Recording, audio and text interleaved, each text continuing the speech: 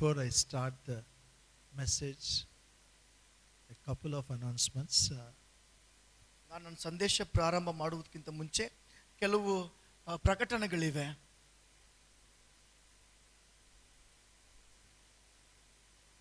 Every Thursday, I give family teaching in Facebook with Hindi translation. It comes. ಮತ್ತು ಪ್ರತಿ ಗುರುವಾರ ಸಾಯಂಕಾಲ ನಾನು ಫೇಸ್ಬುಕ್ ಲೈವ್ ಅಲ್ಲಿ ಕುಟುಂಬದ ವಿಷಯವಾಗಿ ನಾನು ಕಲಿಸ್ತಾ ಇದ್ದೇನೆ. ಅದು Hindi ತರ್ಜುಮೆ, Hindi ಭಾಷಾಂತರದಲ್ಲಿರ್ತದೆ. But with Kannada translation, it is available in YouTube. ಮತ್ತು ಕನ್ನಡದ ಒಂದು ಭಾಷಾಂತರದಲ್ಲಿ ಅದು ಯೂಟ್ಯೂಬ್ ಅಲ್ಲಿ ಇರ್ತದೆ. It is compulsory. All should see it. All of you should learn what I teach, and confessions what I teach. You should do it compulsory. ಮತ್ತು ಇದು ಕಡ್ಡಾಯವಾಗಿ ನೀವೆಲ್ಲರೂ ಅದನ್ನು ನೋಡಬೇಕು ಮತ್ತು ನೀವು ಕಲಿಯಬೇಕು ಮತ್ತು ಕಡ್ಡಾಯವಾಗಿ ಅಲ್ಲಿ ತಿಳಿಸಲ್ಪಡುವಂತ ಅರಿಕೆಗಳನ್ನು ನೀವು ಪ್ರತಿದಿನ ಮಾಡಿರಿ. You do it, you will enjoy your family. ನೀವು ಅದನ್ನು ಮಾಡುವುದಾದ್ರೆ ನಿಮ್ಮ ಕುಟುಂಬದಲ್ಲಿ ನೀವು ಆನಂದ ಪಡ್ತೀರಿ. I hear so many people, so many marriages are breaking, so much tension, all those things. The best solution is the word of God. ಮತ್ತು ನಾನು ಅನೇಕ ಒಂದು ಕೆಟ್ಟ ಸುದ್ದಿಗಳನ್ನು ಕೇಳ್ತೇನೆ. ಕುಟುಂಬದ ವಿಷಯವಾಗಿ ಅನೇಕರ ಮದುವೆಗಳು ಮುರಿದು ಹೋಗ್ತಾ ಇದೆ. ಅವೆಲ್ಲವುಗಳಿಗೆ ಒಂದು ಉತ್ತಮವಾದ ಪರಿಹಾರ ಏನೆಂದರೆ ಅದು ದೇವರ ವಾಕ್ಯವಾಗಿದೆ. If you are not married, I have a good news. ಮತ್ತು ನೀವು ಮದುವೆ ಆಗಿಲ್ಲ ಅಂತ ಹೇಳುವುದಾದ್ರೆ ನಿಮಗಾಗಿ ಒಂದು ಒಳ್ಳೆ ಸುದ್ದಿ ಇದೆ. You will have the best family.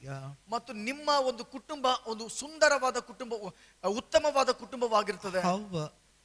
ಹೇಗೆ? You have to build it on God's word. ಅದನ್ನು ನೀವು ದೇವರ ವಾಕ್ಯದ ಮೇಲೆ ಕಟ್ಟುವುದಾದರೆ. Amen.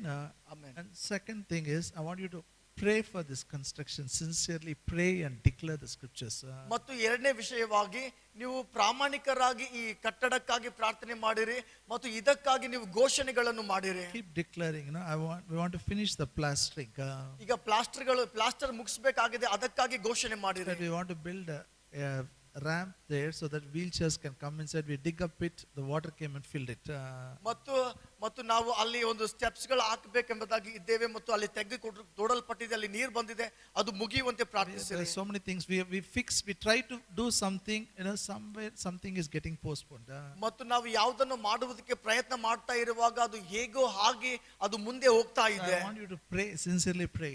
ನೀವು ಪ್ರಾಮಾಣಿಕರಾಗಿ ಇದಕ್ಕಾಗಿ ಪ್ರಾರ್ಥಿಸಿರಿ. In fact, 2 days back, we have decided to take a drainage connection, and that contractor has fallen sick. He himself got a fever.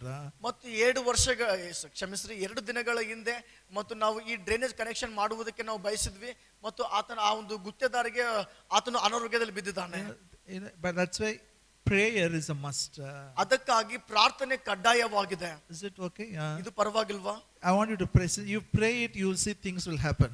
ಮತ್ತು ನೀವು ಪ್ರಾರ್ಥಿಸುವುದಾದ್ರೆ ಸಂಗತಿಗಳು ಆಗುವುದನ್ನು ನೀವು ನೋಡ್ತೀರಿ. You declare plastering will be done in Jesus' name. It will be done. ಮತ್ತು ನೀವು ಘೋಷಣೆ ಮಾಡುವುದಾದರೆ ಯೇಸುವಿನ ನಾಮದಲ್ಲಿ ಈ ಒಂದು ಪ್ಲಾಸ್ಟರ್ ಮುಗಿಯಲೆಂಬುದಾಗಿ ಹೇಳುವಾಗ ಅದು ಮುಗಿತದೆ.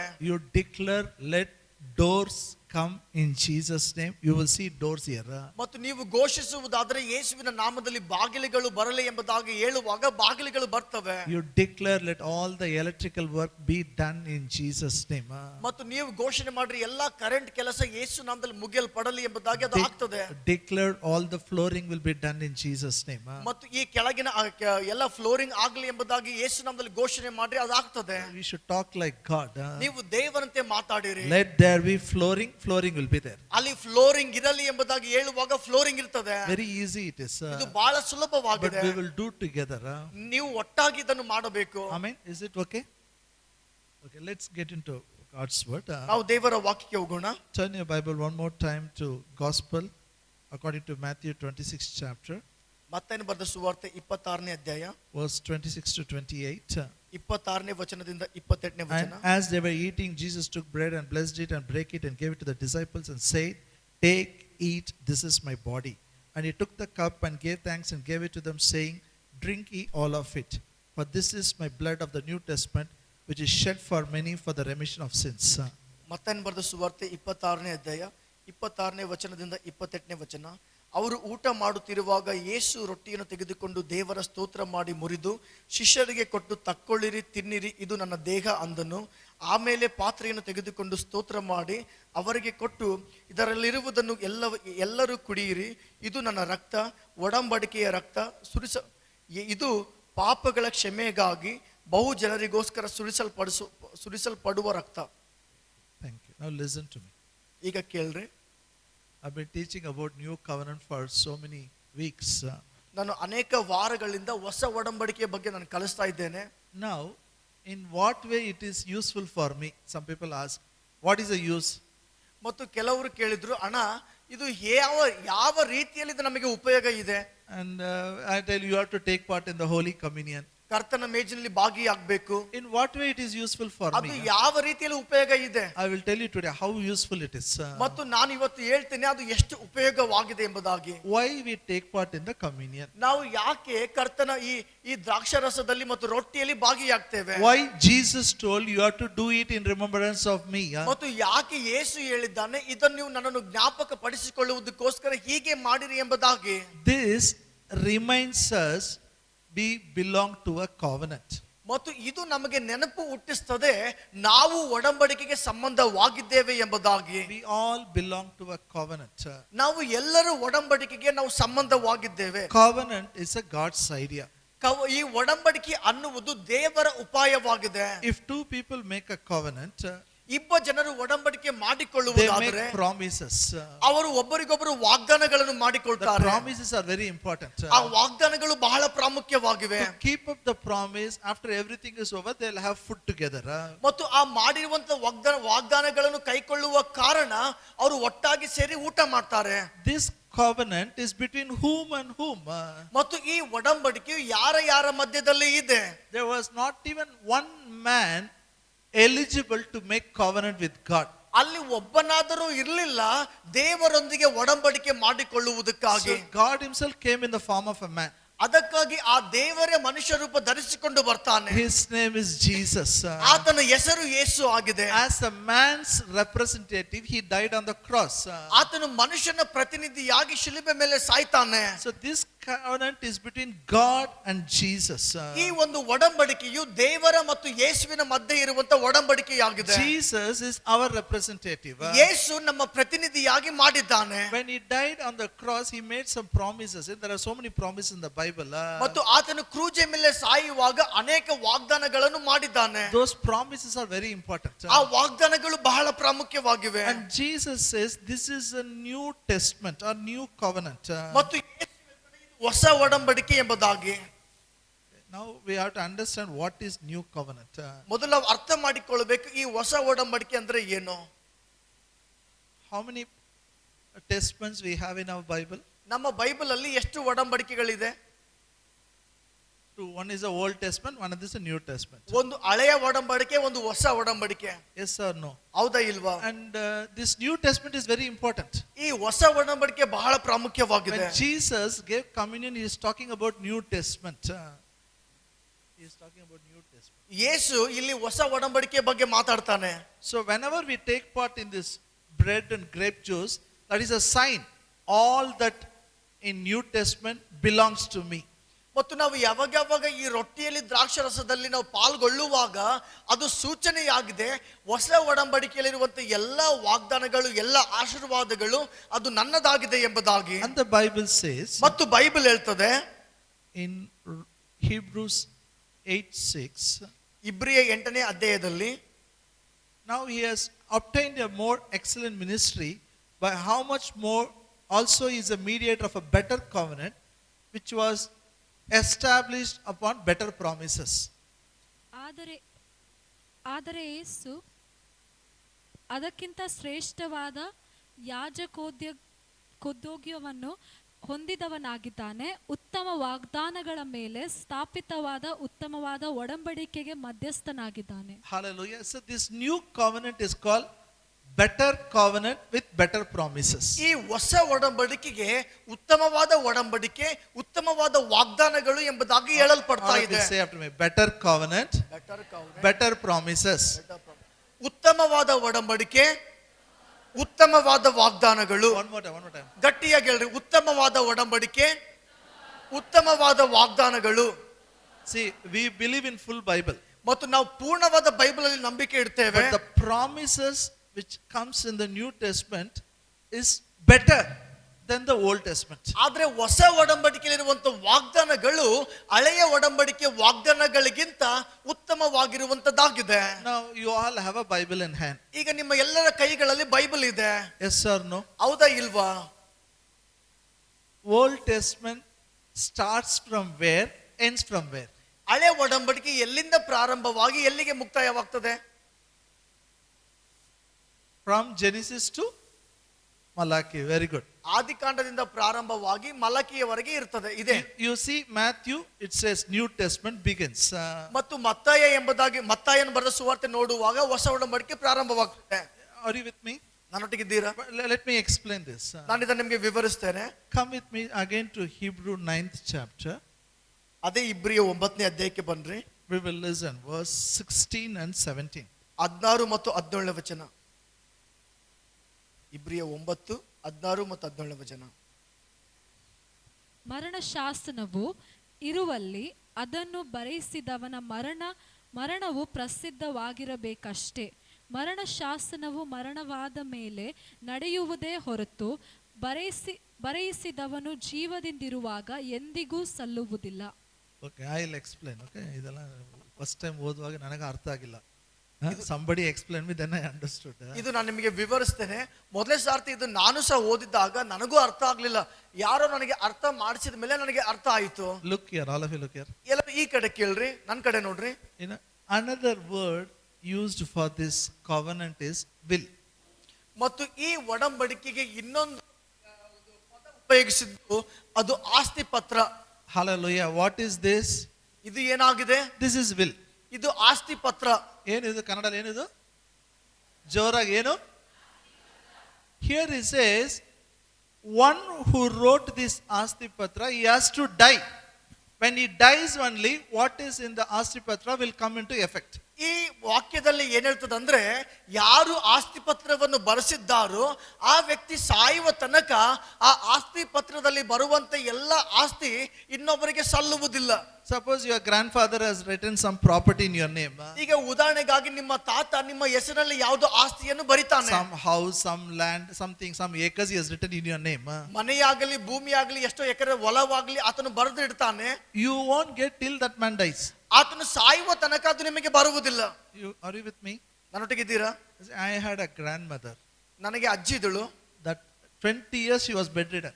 ಆಕೆ 20 ವರ್ಷ ಹಾಸಿಗೆಯಲ್ಲೇ ಬೆಡ್ ರಿಡನ್ ಆಗಿದ್ದಳು. I was praying for her salvation. ನಾನು ಆಕೆ ರಕ್ಷಣೆಗಾಗಿ ಪ್ರಾರ್ಥನೆ ಮಾಡ್ತಾ ಇದ್ದೆ. I said, God, next time when I go, I should pray for my grandmother. ಮತ್ತು ನಾನು ಪ್ರಾರ್ಥಿಸಿದೆ, ದೇವರೇ ನಾನು ಮುಂದಿನ ಸಾರಿ ಹೋಗುವಾಗ ನನ್ನ ಅಜ್ಜಿಗಾಗಿ ಪ್ರಾರ್ಥನೆ ಮಾಡಬೇಕು. A rich lady. ಮತ್ತು ಆಕೆ ಬಹಳ ಶ್ರೀಮಂತಳಾಗಿದ್ದಳು. 50 grandchildren she had. ಆಕೆಗೆ 50 ಮಂದಿ ಮೊಮ್ಮಕ್ಕಳಿದ್ದಾರೆ.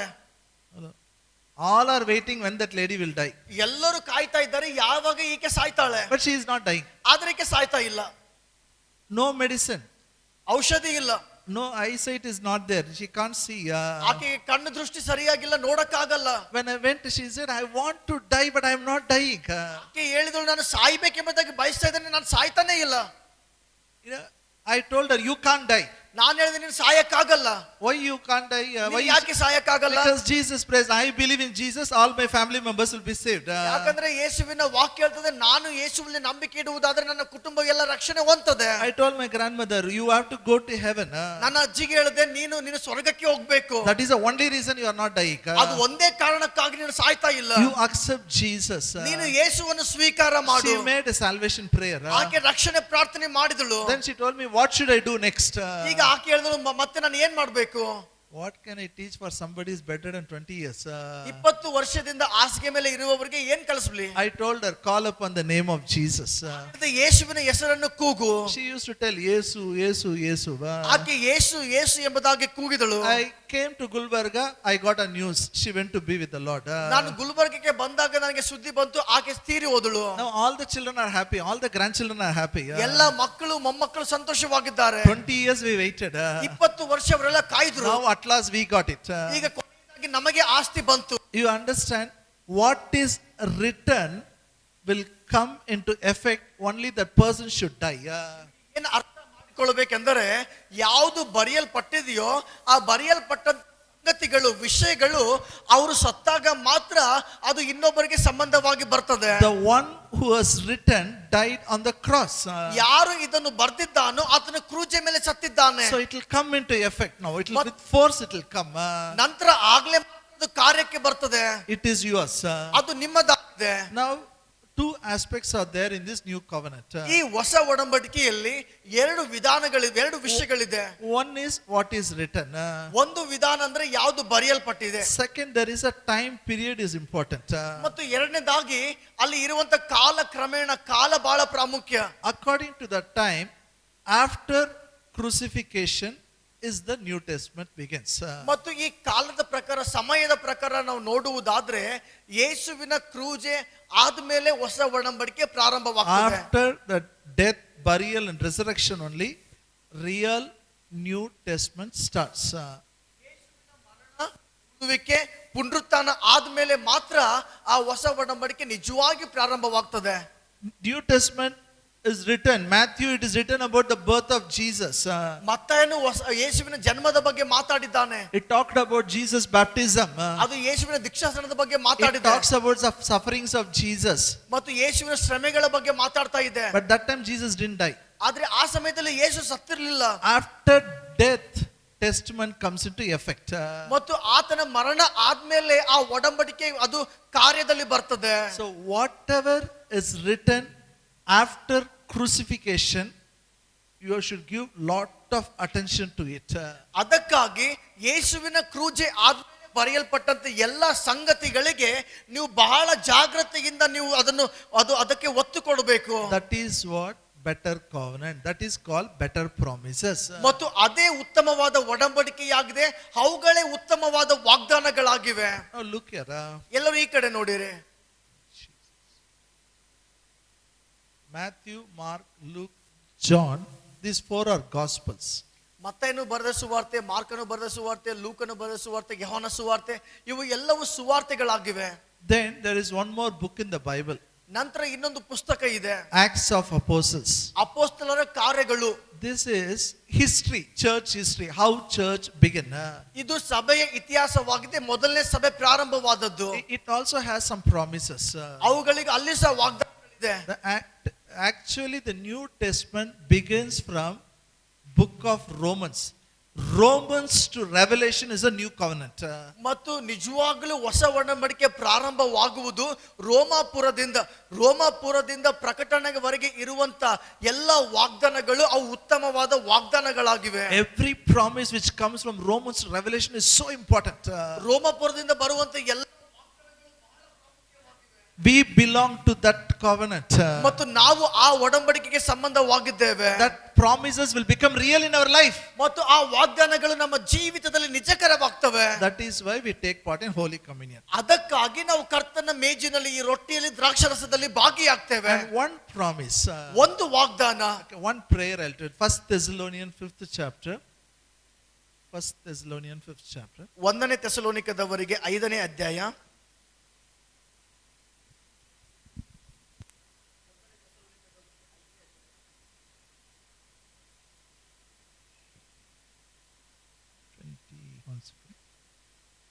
Verse 23 and 24.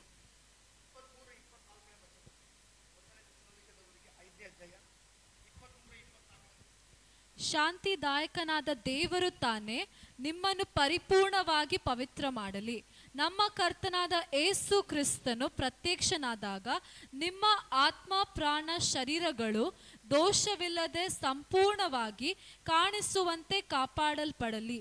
ನಿಮ್ಮನ್ನು ಕರೆಯುವವನು ನಂಬಿಗಸ್ತನು, ಆತನು ತನ್ನ ಕಾರ್ಯವನ್ನು ಸಾಧಿಸುವನು. Hallelujah. Oh, look here. ಈ ಕಡೆ ನೋಡ್ರಿ. Wonderful, wonderful promise. ಇದು ಅದ್ಭುತವಾದ ವಾಗ್ದಾನವಾಗಿದೆ. It says, God will preserve our spirit, soul and body till the second coming of Lord Jesus Christ. ಈ ವಾಗ್ದಾನ ಹೇಳ್ತದೆ, ದೇವರು ನಮ್ಮ ಪ್ರಾಣ ಆತ್ಮ ಶರೀರವನ್ನು ಯೇಸು ಕ್ರಿಸ್ತನ ಎರಡನೇ ಬರೋಣದವರೆಗೆ ಅದನ್ನು ಕಾಪಾಡುತ್ತಾನೆ ಎಂಬುದಾಗಿ. Paul says, I am praying God will preserve your spirit, soul and body till the second coming of Jesus. ಮತ್ತು ಪೌಲನು ಹೇಳ್ತಾನೆ, ನಾನು ನಿಮಗಾಗಿ ಪ್ರಾರ್ಥನೆ ಮಾಡ್ತಾ ಇದ್ದೇನೆ, ಆ ದೇವರು ನಿಮ್ಮ ಪ್ರಾಣ ಆತ್ಮ ಶರೀರವನ್ನು ಯೇಸುವಿನ ಎರಡನೇ ಬರಣದ ತನಕ ಅದನ್ನು ಕಾಪಾಡ್ತಾನೆ ಎಂಬುದಾಗಿ. Then he says, faithful is he who called you, who will also do it.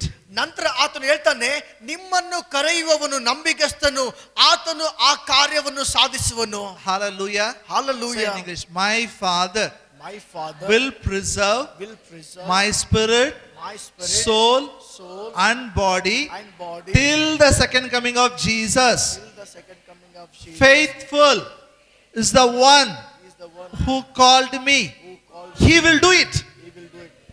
ನನ್ನ ತಂದೆಯು ನನ್ನ ಪ್ರಾಣವನ್ನು, ನನ್ನ ಶರೀರವನ್ನು, ನನ್ನ ಆತ್ಮವನ್ನು ಯೇಸುವಿನ ಎರಡನೇ ಬರಣದ ತನಕ ಕಾಪಾಡುವನು.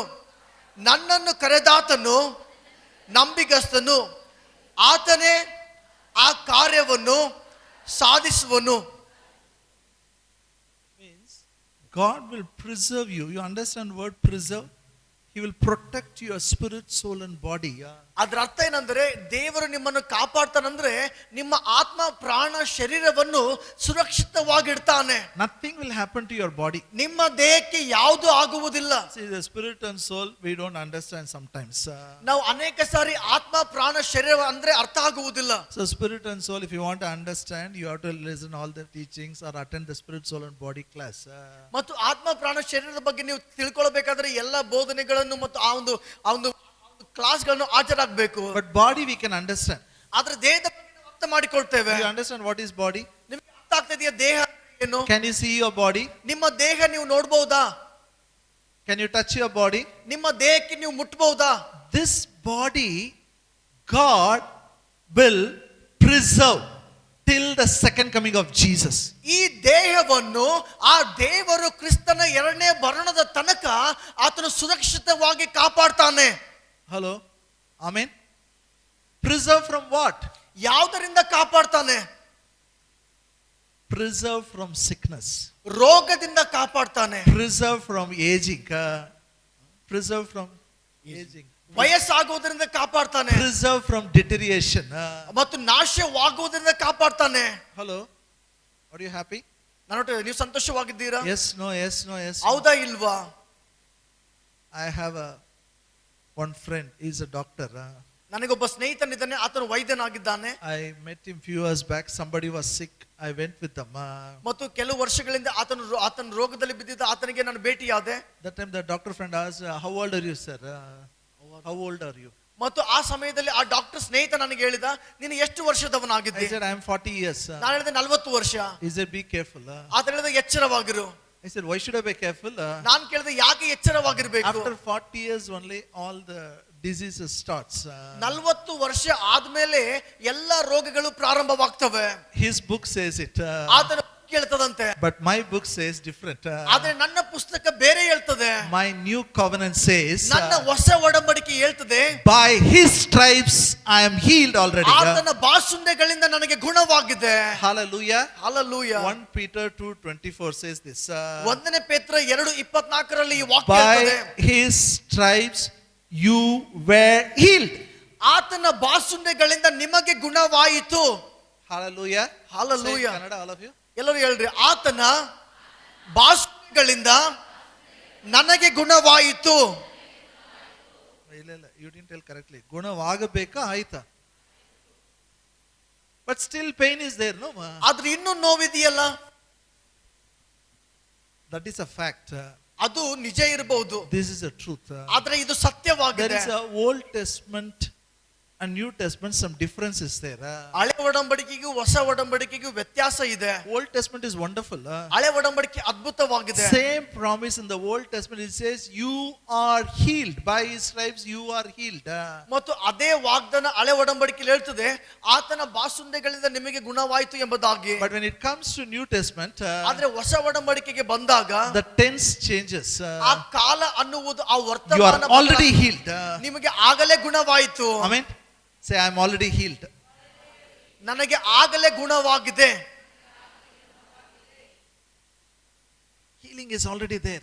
ಸ್ವಸ್ಥತೆ ಒಳಗಡೆ ಇದೆ. Now, There is only one thing you have to do in New Testament is ಈ ಹೊಸ ಒಡಂಬಡಿಕೆಯಲ್ಲಿ ನೀವು ಮಾಡಬೇಕಾದ ಒಂದು ಕಾರ್ಯ ಏನೆಂದರೆ what you have received, you should speak. ನೀವು ಯಾವುದನ್ನು ಹೊಂದಿಕೊಂಡಿದ್ದೀರೋ ಅದನ್ನು ಹೇಳಬೇಕು. Faith speaks. ನಂಬಿಕೆ ಅನ್ನುವುದು ಮಾತಾಡ್ತದೆ. You have to speak. You have to tell, I am already healed by the stripes of Jesus. ನೀವು ಮಾತಾಡಬೇಕು, ನೀವು ಬಾಯಿಂದ ಹೇಳಬೇಕು, ನನಗೆ ಯೇಸು ಕ್ರಿಸ್ತನ ಬಾಸುಂಡೆಗಳಿಂದ ಗುಣವಾಗಿದೆ. Tell one more time. ಎಲ್ಲರೂ ಇನ್ನೊಂದು ಸಾರಿ ಹೇಳ್ರಿ, ನನಗೆ ಯೇಸುವಿನ ಬಾಸುಂಡೆಗಳಿಂದ ಗುಣವಾಗಿದೆ. Hallelujah. Hallelujah. But I told you, my friends said, no, middle age you will have a lot of problem. ಮತ್ತು ನನ್ನ ಸ್ನೇಹಿತನು ಹೇಳಿದ ಈ ಮಧ್ಯ ವಯಸ್ಸಿನಲ್ಲಿ ಬಹಳ ಸಮಸ್ಯೆಗಳು ಬರ್ತವೆ. It can be book, it can be true, what is it? True according to his book. ಆತನ ಪುಸ್ತಕದಂತೆ ಅದು ನಿಜ ಇರಬಹುದು. But my book says, ಆದ್ರೆ ನನ್ನ ಪುಸ್ತಕ ಹೇಳ್ತದೆ, the new covenant says, ಹೊಸ ಒಡಂಬಡಿಕೆ ಹೇಳ್ತದೆ, in Romans 8:11, ರೋಮ 8:11ರಲ್ಲಿ, the Spirit of the Lord who has risen, the dead body of Jesus is in me. ಯೇಸುವನ್ನು ಸತ್ತವರೊಳಗಿಂದ ಎಬ್ಬಿಸಿದ ಆತ್ಮನು ನನ್ನ ಒಳಗಡೆ ವಾಸ ಮಾಡ್ತಾನೆ. He will quicken my mortal body. ಆತ ನನ್ನ ಮರ್ತ್ಯ ದೇಹಗಳನ್ನು ಎಬ್ಬಿಸುವನು. ಎಲ್ಲರೂ ಕನ್ನಡದಲ್ಲಿ ಗಟ್ಟಿಯಾಗಿ ಹೇಳ್ರಿ, ಯೇಸುವನ್ನು ಸತ್ತವರೊಳಗಿಂದ ಎಬ್ಬಿಸಿದ ಆತ್ಮನು ನನ್ನ ಒಳಗಡೆ ವಾಸ ಮಾಡುವ ಕಾರಣ ನನ್ನ ಮರ್ತ್ಯ ದೇಹವನ್ನು ಕೂಡ ಎಬ್ಬಿಸುವನು. Meaning is, ಇದರ every day resurrection power is working in your body. ಇದರ ಅರ್ಥ ಏನೆಂದರೆ ಪ್ರತಿ ದಿನವೂ ನಿಮ್ಮ ದೇಹದ ಒಳಗಡೆ ಪುನರುತ್ಥಾನ ಶಕ್ತಿ ಕಾರ್ಯ ಮಾಡ್ತಾ ಇರ್ತದೆ. Resurrection power is working in your eyes. ಪುನರುತ್ಥಾನ ಶಕ್ತಿ ನಿನ್ನ ಕಣ್ಣಲ್ಲಿ ಕಾರ್ಯ ಮಾಡ್ತದೆ. Your eyes cannot become dim. ನಿನ್ನ ಕಣ್ಣುಗಳು ದೃಷ್ಟಿಹೀನವಾಗಿ ಹೋಗುವುದಿಲ್ಲ. Resurrection power is working in your ears. ಪುನರುತ್ಥಾನ ಶಕ್ತಿ ನಿನ್ನ ಕಿವಿಗಳಲ್ಲಿ ಕಾರ್ಯ Your ಮಾಡ್ತಾ ಇದೆ. ears cannot become dull. ನಿನ್ನ ಕಿವಿಗಳು ಮಂದವಾಗುವುದಿಲ್ಲ. Resurrection power is working in your heart, liver, kidney, everywhere. ಪುನರುತ್ಥಾನ ಶಕ್ತಿ ನಿನ್ನ ಹೃದಯದಲ್ಲಿ, ಕಿಡ್ನಿಯಲ್ಲಿ, ಲಿವರ್ಗಳಲ್ಲಿ ಕಾರ್ಯ ಮಾಡ್ತಾ ಇದೆ. Hallelujah. Hallelujah. Hallelujah. Hallelujah. ಸಂತೋಷ ಇಲ್ಲ. Some people, no, they need some medical reports to tell they are sick, then they will be happy. ಕೆಲವರು ಹೇಗಿರ್ತಾರೆ ಅಂದ್ರೆ ಅವರು ಮೆಡಿಕಲ್ ರಿಪೋರ್ಟ್ ನೋಡಿದ ಮೇಲೆ, ಡಾಕ್ಟರ್ ರಿಪೋರ್ಟ್ ನೋಡಿದ ಮೇಲೆ ನಂಬ್ತಾರೆ. 10 ಮಂದಿ ಏನಾಯ್ತು ಬಾ ನಿನಗೂ, ಅವಾಗ ಶಾಂತ ಆಯ್ತು. I am telling you are already healed by the stripes of Jesus. ನಾನು ನಿಮಗೆ ಹೇಳ್ತಾ ಇದ್ದೇನೆ, ನಿಮಗೆ ಮೊದಲೇ ಯೇಸುವಿನ ಬಾಸುಂಡೆಗಳಿಂದ ಗುಣವಾಗಿದೆ. I am telling every day resurrection power is working inside you. ಮತ್ತು ನಾನು ಹೇಳ್ತಾ ಇದ್ದೇನೆ, ಪ್ರತಿ ದಿನವೂ ಪುನರುತ್ಥಾನ ಶಕ್ತಿ ನಿಮ್ಮ ಒಳಗಡೆ ಕಾರ್ಯ ಮಾಡ್ತದೆ. Hallelujah. Hallelujah. Are you with me? ನನ್ನೊಟ್ಟಿಗಿದ್ದೀರಾ? That is the meaning. God will preserve your body till the end. ಮತ್ತು ಅದೇ ಒಂದು ಅರ್ಥ ಆಗಿದೆ. ಏನೆಂದರೆ ಯೇಸು ದೇವರು ನಮ್ಮ ಆತ್ಮ, ಪ್ರಾಣ, ಶರೀರವನ್ನು ಆತನ ಮರಣದವರೆಗೆ ಕಾಪಾಡ್ತಾನೆ. God will preserve your body. ದೇವರು ನಿಮ್ಮ ದೇಹವನ್ನು ಕಾಪಾಡ್ತಾನೆ. Okay, one more thing. ಒಂದು ವಿಷಯ, 2 Corinthians 8:9. 2 ಕೊರಿಂಥ 8:9. Paul says to Corinthians church, ಪೌಲನು ಕೊರಿಂಥ ಸಭೆಗೆ ಹೇಳ್ತಾನೆ, ನಮ್ಮ ಕರ್ತನಾದ ಏಸು ಕ್ರಿಸ್ತನ ಕೃಪೆಯು ನಿಮಗೆ ಗೊತ್ತಾಗಿದೆಯಲ್ಲ, ಆತನು ಐಶ್ವರ್ಯವಂತನಾಗಿದ್ದು ತಾನು ಬಡತನದಲ್ಲಿ ಸೇರುವುದರಿಂದ ನೀವು ಐಶ್ವರ್ಯವಂತರಾಗಬೇಕೆಂದು ನಿಮಗೋಸ್ಕರ ಬಡವನಾದನು. okay. Now look here. ಈಗ ಈ ಕಡೆ ನೋಡ್ರಿ. This promise, where it is it in the New Testament or Old Testament? ಈ ವಾಗ್ದಾನವು ಎಲ್ಲಿದೆ? ಹಳೆ ಒಡಂಬಡಿಕೆಯಲ್ಲಿದೆಯಾ, ಹೊಸ ಒಡಂಬಡಿಕೆಯಲ್ಲಿದೆಯಾ? Good. After the crucifixion, okay. ಅಂದ್ರೆ ಕ್ರೂಜಿ ಆದ್ಮೇಲೆ ಇದೆ. Say it in Kannada, all of you. ಎಲ್ಲರೂ ಈ ವಾಕ್ಯವನ್ನು ಹೇಳ್ರಿ. ನನ್ನ ಕರ್ತನಾದ ಯೇಸು ಕ್ರಿಸ್ತನ ಕೃಪೆಯು ನನಗೆ ಗೊತ್ತಾಗಿದೆ, ಆತನು ಐಶ್ವರ್ಯವಂತನಾಗಿದ್ದರೂ ಸಹ ಆತನು ಶಿಲುಬೆ ಮೇಲೆ ಬಡವನಾಗುವುದರ ಮೂಲಕ ನನ್ನನ್ನು ಶ್ರೀಮಂತನಾಗಿ ಮಾಡಿದನು. It says all our poverty he took it on the cross. ಅಲ್ಲಿ ಹೇಳ್ತದೆ, ನಮ್ಮ ಎಲ್ಲ ಬಡತನವನ್ನು ಆತನು ಕ್ರೂಜೆ ಮೇಲೆ ಹೊತ್ತುಕೊಂಡನು. Hello. He became poor. ಆತನು ಬಡವನಾದನು. How he become poor? ಹೇಗೆ ಬಡವನಾದನು? Some people, they think, they say Jesus also is a poor God. He is also poor God. ಕೆಲವೊಬ್ರು ಹೇಳ್ತಾರೆ ಯೇಸು ಬಡವನಾದವನು, ಯೇಸು ಸಹ ಬಡವನು ಎಂಬುದಾಗಿ. ನಾನು ಬಡವ, ನೀನು ಬಡವಿ, ಯೇಸು ಅವರು ಬಡವರು. ಅದಕ್ಕೆ That's why he was born in a cow's manger. ನಾನು ಬಡವ ನೀನು ಬಡವಿ, ಯೇಸು ಸಹ ಬಡವನಾಗಿದ್ದ ಕಾರಣ ಗೋದಲಿಯಲ್ಲಿ ಹುಟ್ಟಿದ. No, he was born in cow manger not because he was a poor man, because there was nothing available that day. ಮತ್ತು ಆ ದಿನದಲ್ಲಿ ಯಾವುದೇ ಛತ್ರಗಳು ಸಿಗದೇ ಇರುವ ಕಾರಣ ಆತನು ಗೋದಲಿಯಲ್ಲಿ ಹುಟ್ಟಿದ. He was a carpenter's son. ಆತನು ಬಡಿಗನ ಮಗನು. Have you ever seen any carpenter? ಬಡಿಗರಿಗೆ ನೋಡಿದ್ದೀರಾ? ಈ ಬಡಿಗರಿಗೆ Have you seen any poor carpenter? ಯಾರಾದ್ರೂ ಬಡವರಾಗಿರುವುದು ನೋಡಿದ್ದೀರಾ? ಬಡಿಗರು Carpenters will not, they will be very rich because they charge very high. ಯಾಕಂದ್ರೆ ಅವ್ರ ರೇಟ್ ಬಹಳ ಇರ್ತದೆ. And Jesus was not poor. Yesu ಬಡವನಾಗಿರ್ಲಿಲ್ಲ. Can you imagine 3 years he was feeding 12 people. ಆತನು 3 ವರ್ಷ 12 ಜನರಿಗಿಂತ ಹೆಚ್ಚಾಗಿ ಊಟ ಮಾಡಿಸಿದ. For us to feed our family only is a big burden. ಮತ್ತು ಕುಟುಂಬಕ್ಕೆ ಊಟ ಮಾಡಿಸೋದು ದೊಡ್ಡದಾಗಿರ್ತದೆ. And not only 12 people, another 70 disciples. 12 ಜನ ಅಷ್ಟೇ ಅಲ್ಲ, 70 ಜನರು ಸೇರಿದ್ರು. And some people when you go with Jesus will get food, they were coming behind him.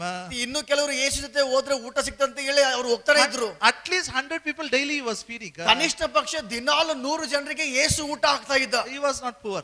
ಆತನು ಬಡವನಾಗಿರ್ಲಿಲ್ಲ. The shirts what we wear, you can see the stitches. ಮತ್ತು ನಾವು ಹಾಕುವ ಬಟ್ಟೆಗಳಿಗೆ ಅಲ್ಲಿ ಅದು ಸ್ಟಿಚ್ ಇರ್ತದೆ, ಅರ್ಧ ಹೊಲಿತಾರೆ. They cut it and they stitch it. ಅವು cut ಮಾಡಿ ಅವ್ರು ಕತ್ತರಿಸಿ ಅದಕ್ಕೆ ಹೊಲಿತಾರೆ. My Jesus apron was not like that. ಆದ್ರೆ ಯೇಸುವಿನ ಬಟ್ಟೆ ಅದು ಹಾಗೆ ಇರ್ಲಿಲ್ಲ. No cutting, no stitching, specially woven for people. ಅದು ಅದು ಅದು ಅದು ಅಖಂಡವಾಗಿ ಎಣೆದದ್ದಾಗಿತ್ತು. Only kings will wear. ಆ ಬರೇ ರಾಜರು ಆಗ್ತಾ ಇದ್ರು ಅಂತದ್ದು. Hallelujah. Hallelujah. And my Jesus had one treasurer. ಯೇಸುಗೆ ಒಬ್ಬ ಖಜಾಂಚಿ ಇದ್ದ. Always he was carrying cash. ಆತನು ಯಾವಾಗಲೂ ಹಣ ಇಟ್ಕೊಳ್ತಾ ಇದ್ದ. Who needs treasurer? Poor man or rich man? ಯಾರಿಗೆ ಖಜಾಂಚಿ ಬೇಕು? ಬಡವನಿಗೆ ಬೇಕಾ ಶ್ರೀಮಂತರಿಗೆ ಬೇಕಾ? One has more money needs treasurer. ಮತ್ತು ಯಾರಿಗೆ ಹಣ ಹೆಚ್ಚಾಗಿರ್ತದೋ ಅವರಿಗೆ ಖಜಾಂಚಿ ಬೇಕು. But my Jesus, ಆದ್ರೆ ನನ್ನ ಯೇಸು when he went to cross, ಆತನು ಕ್ರೂಜೆಯ ಮೇಲೆ ಹೋದಾಗ no water. ಆತನಿಗೆ ನೀರಿರ್ಲಿಲ್ಲ. According to the Bible, a person who has no water, no food, no clothes, he is a poor person. Bible ಪ್ರಕಾರ ಯಾರಿಗೆ ಕುಡಿಯುವುದಕ್ಕೆ ನೀರಿರುವುದಿಲ್ಲವೋ, ಉಣ್ಣುವುದಕ್ಕೆ ಊಟವಿರುವುದಿಲ್ಲವೋ, ಧರಿಸುವುದಕ್ಕೆ ಬಟ್ಟೆ ಇರುವುದಿಲ್ಲವೋ ಅವನು ಬಡವನಾಗಿದ್ದಾನೆ. No water, he was thirsty. ಆತನು ಬಾಯಾರಿದವನಾಗಿದ್ದ. You know, Derek Prince says, and many theologians says, 2 days he didn't eat food. Derrick Prince ಮತ್ತು ಅನೇಕ ತತ್ವಜ್ಞಾನಿಗಳು ಹೇಳ್ತಾರೆ 2 ದಿನ ಆತನಿಗೆ ಊಟನೇ ಇರಲಿಲ್ಲ. No food, no water. ಆತನಿಗೆ ಊಟ ಇಲ್ಲ, ನೀರಿಲ್ಲ. The photograph what you see is not true. ಮತ್ತು ನೀವು ನೋಡುವಂತ ಫೋಟೋ ಅದು ಸತ್ಯ ಅಲ್ಲ. He was naked on the cross. ಆತನು ಕ್ರೂಜೆಯ ಮೇಲೆ ಸಂಪೂರ್ಣವಾಗಿ ಬೆತ್ತಲೆಯಾಗಿದ್ದ. My poverty, your poverty, he carried on the cross. ನಿನ್ನ ಬಡತನವನ್ನು ನನ್ನ ಬಡತನವನ್ನು ಆತನು ಕ್ರೂಜೆಯ ಮೇಲೆ ಹೊತ್ತುಕೊಂಡ. Why? ಯಾಕೆ? You should become rich. ಯಾಕಂದ್ರೆ ನೀನು ಶ್ರೀಮಂತನಾಗಬೇಕೆಂದು. Hallelujah. Hallelujah. Hallelujah. Hallelujah. No one will tell this. ಮತ್ತು ಇದನ್ನು ಯಾರು ಹೇಳುವುದಿಲ್ಲ. Only Bible will tell poor man should become rich. ಮತ್ತು ಬೈಬಲ್ ಮಾತ್ರ ಹೇಳ್ತದೆ ಬಡವನು ಶ್ರೀಮಂತನಾಗಬೇಕೆಂಬುದಾಗಿ. The world will tell poor man should be poor, rich man should become rich. ಲೋಕ ಹೇಳ್ತದೆ ಬಡವನು ಬಡವನಾಗಿರಬೇಕು, ಶ್ರೀಮಂತನು ಶ್ರೀಮಂತನಾಗಿರಬೇಕು. But my Jesus wants to make a poor man rich. ಆದ್ರೆ ನನ್ನ ಯೇಸು ಬಡವನಿಗೆ ಶ್ರೀಮಂತನಾಗುವುದನ್ನು ಬಯಸ್ತಾನೆ. Hallelujah. Hallelujah. You tell me, is it a better promise? ನೀವು ತಿಳ್ಕೊಳ್ಬಹುದಾ ಇದು ಉತ್ತಮವಾದ ವಾಗ್ದಾನ ಎಂಬುದಾಗಿ? Okay, now listen. ಈಗ ಕೇಳಿರೆ. You know why I am saying money matter, this promise? ನಾನು ಯಾಕೆ ಈ ವಾಗ್ದಾನ ಹೇಳ್ತಾ ಇದ್ದೇನೆ? Most of the time the reason for our tension is money. ಮತ್ತು ಅನೇಕ ನಮ್ಮ ಸಮಯಗಳಲ್ಲಿ ಹೆಚ್ಚಾದ ಸಮಯ ನಮಗೆ ಒಂದು ಬಹಳ ಟೆನ್ಷನ್ ನಾವು ಮಾಡಿಕೊಳ್ಳೋದು ಈ ದುಡ್ಡುಗಾಗಿ. Your soul he will preserve. ನಿಮ್ಮ ಪ್ರಾಣವನ್ನು ಕೂಡ ಕಾಪಾಡ್ತಾನೆ. You will not have tension. ನಿಮಗೆ ಯಾವುದೇ ಒತ್ತಡಗಳಿರುವುದಿಲ್ಲ. Okay, one more promise. ಇನ್ನೊಂದು ವಾಗ್ದಾನ Philippians 4:19. ಫಿಲಿಪ 4ನೇ ಅಧ್ಯಾಯ 19ನೇ ವಚನ.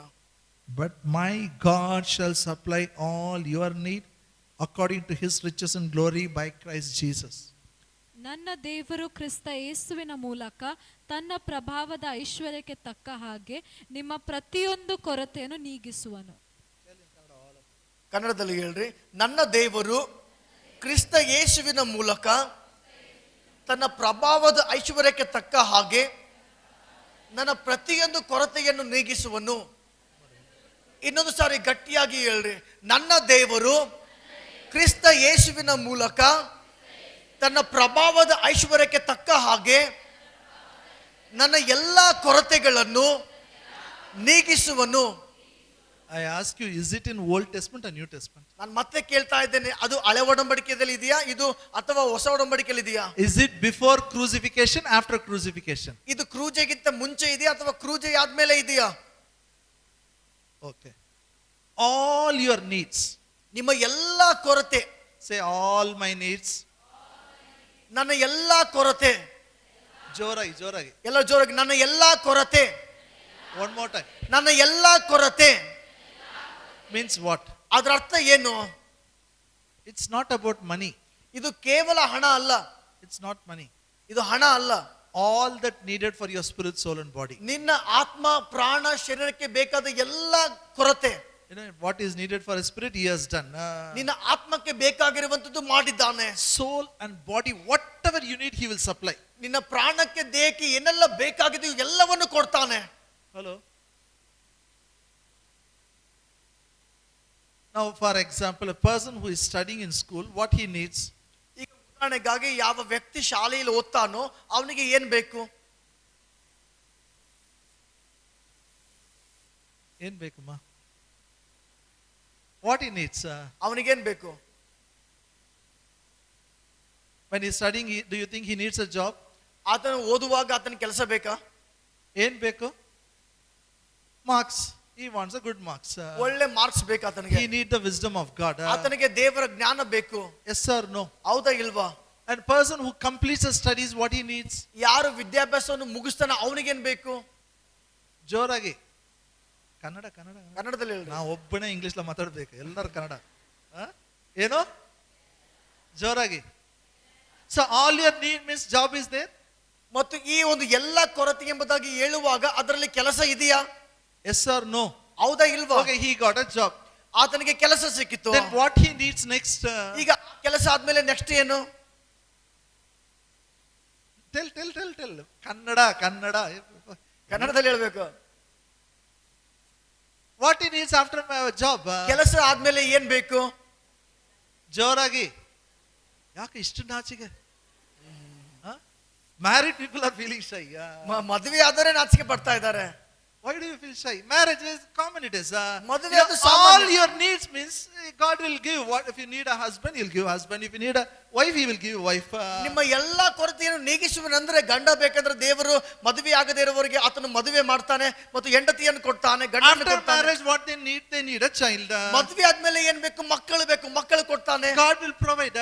ದೇವರು ಕೊಡ್ತಾನೆ. There is a promise in the Bible. Bible ಅಲ್ಲಿ ವಾಗ್ದಾನಗಳಿದೆ. One more time, tell all of you, tell this promise in Kannada. ಎಲ್ಲರೂ ಇನ್ನೊಂದು ಸಾರಿ ಈ ವಾಗ್ದಾನ ಹೇಳ್ರಿ. Lift your hand and say happily.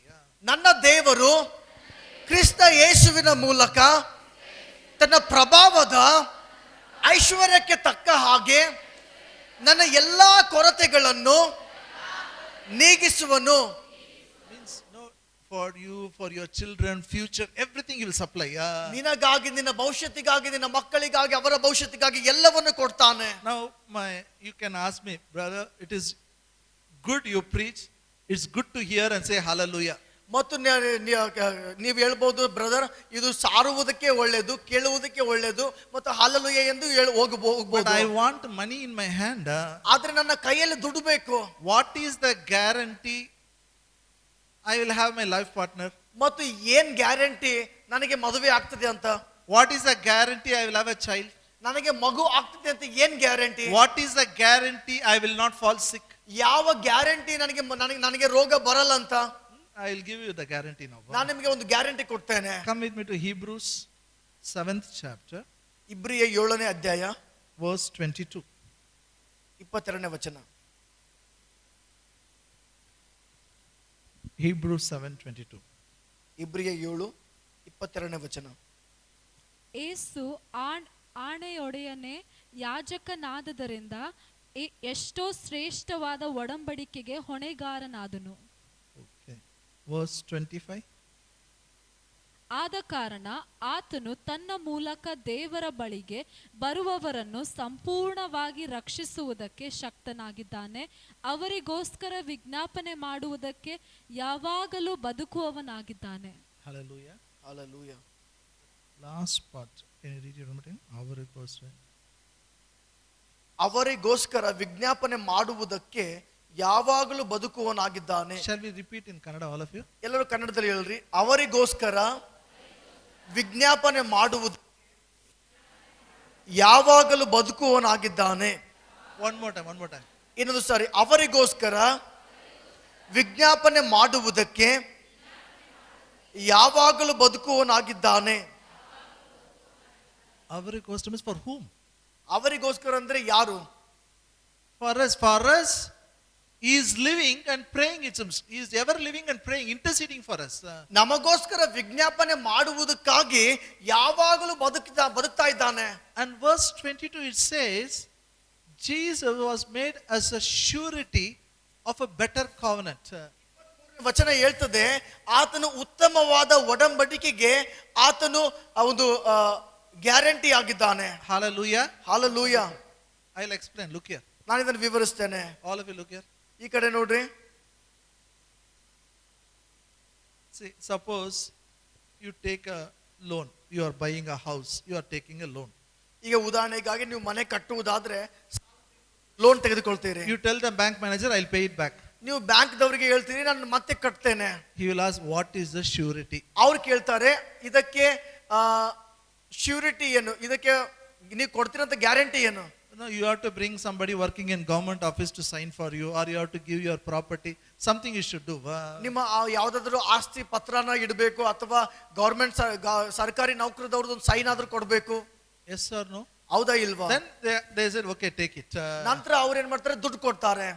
Now, all these promises we heard, health, prosperity, you will have marriage, you will have a child, you will have every blessing what you need, you will have it because Jesus is your surety. Jesus is your surety. ನಾವು ಈಗ ತಾನೇ ಕೇಳಿದ್ದೇವೆ, ನಮಗೆ ಅಭಿವೃದ್ಧಿ ಇದೆ, ಆರೋಗ್ಯ ಇದೆ, ಮತ್ತು ಮಕ್ಕಳಿದ್ದಾರೆ, ಮತ್ತು ಇವೆಲ್ಲದಕ್ಕೆ ಏನು ಒಂದು ಗ್ಯಾರಂಟಿ ಅಂದ್ರೆ ಯೇಸುವೇ ಇದಕ್ಕೆ ಆತನು ಗ್ಯಾರಂಟಿ ಆಗಿದ್ದಾನೆ. What is the guarantee you will marry? ಮತ್ತು ನಿಮಗೆ ಮದುವೆ ಆಗ್ತದಂತೆ ಏನ್ guarantee? Jesus is a guarantee. ಯೇಸುವೇ ಗ್ಯಾರಂಟಿ ಆಗಿದ್ದಾನೆ. It is promised. ಅಲ್ಲಿ ವಾಗ್ದಾನ ಇದೆ. It is a new covenant promise. ಅಲ್ಲಿ ಹೊಸ ಒಡಂಬಡಿಕೆ ವಾಗ್ದಾನ ಇದೆ. My God shall supply all your need.